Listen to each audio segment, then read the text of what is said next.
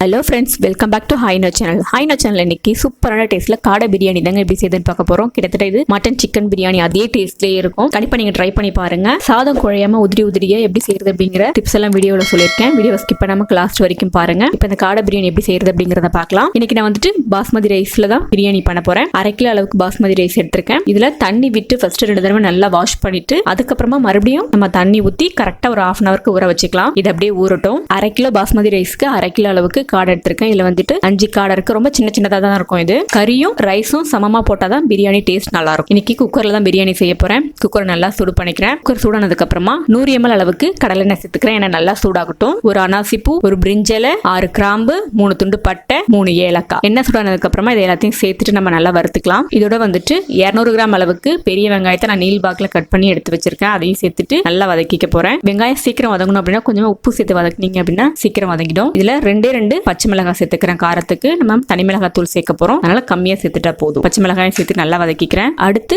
2 table spoon அளவுக்கு இஞ்சி பூண்டு விழுது சேர்த்துக்கிறேன். சேர்த்துட்டு அதனுடைய பச்சை வாசனை போற வரைக்கும் நல்லா வதக்கிக்க போறேன். இதோட அதே 200 கிராம் அளவுக்கு நல்ல பழுத்த தக்காளி நீல் வாக்குல கட் பண்ணி சேர்த்துக்கிறேன். நீங்க அரைச்சி விழுதா சேர்த்துக்கிறதுனாலும் சேர்த்துக்கலாம். தக்காளி நல்லா மசிஞ்சு போகணும். அது வரைக்கும் நல்லா வதக்கிக்கணும். இதெல்லாம் ஒரு சின்ன டிப்ஸ். அப்படிதாங்க பிரியாணி உங்களுக்கு டேஸ்ட் நல்லா இருக்கும். இப்ப பாத்தீங்கன்னா தக்காளி வெங்காயம் எல்லாமே நல்லா வதங்கி இருக்கு பாருங்க. இதோட ஒரு கைப்பிடி அளவுக்கு பொடியா நறுக்கின கொத்தமல்லி, அதே ஒரு கைப்பிடி அளவுக்கு புதினா, இது ரெண்டுத்தையும் கண்டிப்பா சேர்க்கணும்.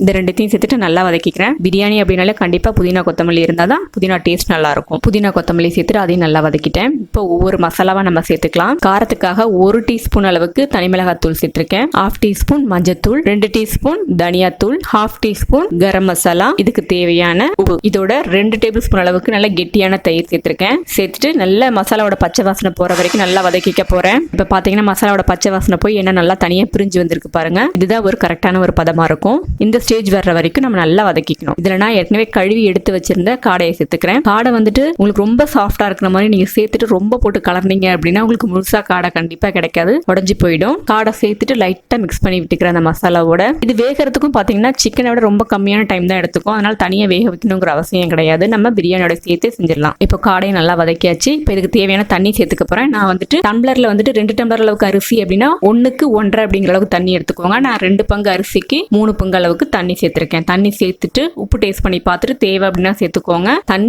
நல்லா கொதிக்கணும். கொதிச்சதுக்கு அப்புறம் தான் நம்ம அரிசி சேர்க்கணும். தண்ணி நல்லா கொதிச்சிட்டு இருக்கு. நான் ஆல்ரெடி ஊற வச்சிருந்த பாஸ்மதி அரிசி வந்துட்டு தண்ணி எல்லாம் வடிகட்டிட்டு இதுல சேர்த்துக்க போறேன். அரிசியை சேர்த்துட்டு இந்த மாதிரி கலரி விட்டுக்கிறேன். அரிசி சேர்த்ததுக்கு அப்புறமா தண்ணி நல்லா கொதிச்சிட்டு இருக்கு. கடைசியா வந்துட்டு இதுல ஒரு பாதி எலுமிச்சம்பழம் வந்து விதெல்லாம் இல்லாம புளிஞ்சு வச்சிருக்கேன். அதனுடைய சாரை சேர்த்துட்டு அதையும் மிக்ஸ் பண்ணி விட்டுக்கிறேன். குக்கரை மூடுறதுக்கு முன்னாடி சாதம் வந்துட்டு ஒரு பாதி அளவுக்கு நல்லா வெந்திருக்கணும். தண்ணி நல்லா வத்தி போயிருக்கும். அப்பதான் வந்து குக்கர் உங்களுக்கு தம் போடுறதுக்கு ஈஸியா இருக்கும். இப்ப பாருங்க தண்ணி வந்து பாதி அளவுக்கு நல்லா வத்திருக்கு. அரிசி பாத்தீங்கன்னா ஒரு 50% உங்களுக்கு நல்லா வெந்திருக்கு பாருங்க. இந்த டைம்ல நம்ம குக்கரை மூடி போட்டு விசில் போட்டுட்டு அடுப்பை வந்து சிம்ல வச்சிடணும். இல்ல அப்படின்னா சின்ன பர்னர்லயே சிம்ல வச்சுட்டு 10 நிமிஷத்துக்கு நம்ம அப்படியே விட்டுட்டோம் அப்படின்னா சூப்பரா பிரியாணி வந்துடும். விசில் வரணுங்கிற அவசியம் கிடையாது. கரெக்டா 10 நிமிஷத்துக்கு ஆனதுக்கு அப்புறமா இன்னும் ஒரு 20 மினிட்ஸ்க்கு நம்ம அப்படியே ரெஸ்ட்ல விட்டுட்டு அதுக்கப்புறமா குக்கரை ஓபன் பண்ணோம்னா சூப்பரா உதிரியா இருக்கும் உங்களுக்கு சாதம். இப்ப பாருங்க விசில் எல்லாம் போயிடுச்சு. அடியில காட்டுறேன் பாருங்க. தண்ணியும் எதுவும் இல்லை உங்களுக்கு. அதே சமயம் அடி பிடிக்கவும் இல்லை பாருங்க. சூப்பரா நம்ம பிரியாணி ரெடி ஆயிடுச்சு. இது கொஞ்ச நேரம் நம்ம ஆற விட்டோம் அப்படின்னா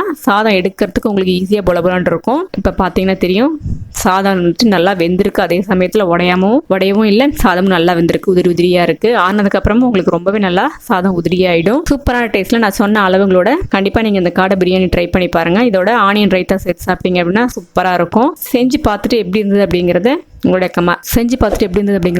கமெண்ட்ஸ் எனக்கு மறக்காம கமெண்ட் பண்ணுங்க. இந்த வீடியோ பிடிச்சிருந்தா லைக் பண்ணுங்க, ஷேர் பண்ணுங்க. Hi-Inno சேனலை ஃபர்ஸ்ட் டைம் பாக்குறீங்க அப்படின்னா சப்ஸ்கிரைப் பண்ணிக்கோங்க. பக்கத்துல இருக்க பெல் பட்டன்ல ஆளுங்கிற ஆப்ஷனை கிளிக் பண்ணிக்கோங்க. இன்னொரு சூப்பரான ஒரு ரெசிபியோட உங்களை நான் மீட் பண்றேன். Thank you friends.